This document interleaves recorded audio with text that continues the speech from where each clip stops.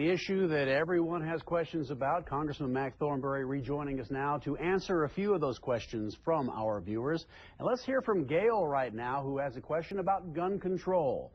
I would like to know his position on arming teachers rather than putting ex-military or law enforcement in schools. I think that's got to be a local decision. Control of schools at the local level is just fundamentally important. And what may be comfortable for those of us in the Texas Panhandle may not be comfortable for people in Oregon or Connecticut. So they need to decide what makes sense for them. Small schools may well choose to arm a teacher or a principal rather than hire an additional security guard. Bigger schools may make a different decision. It's got to be a local decision, and Washington needs to stay out of it. Quick follow-up, though. Some type of additional security is necessary in schools at this day and time? I think, again, it's a local decision. We all want our kids to be safe. Whether this horrible criminal act in Connecticut means that we all have to do something different, I think that you got to evaluate that. Nothing will ever prevent somebody from committing a horrible massacre like that guy did there, and we ought to understand that and make the best decisions for our kids, for our local schools.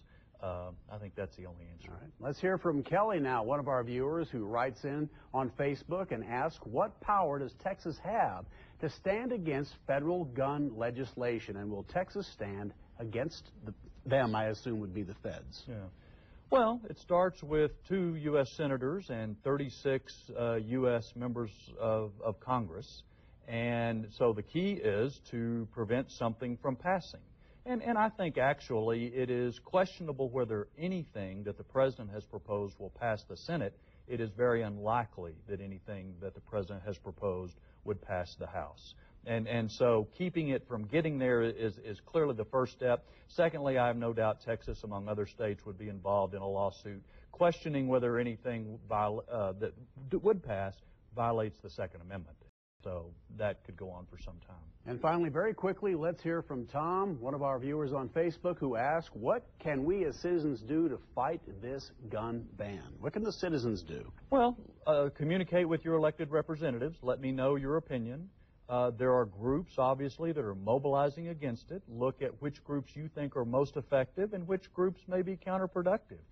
You participate in those groups you think are effective.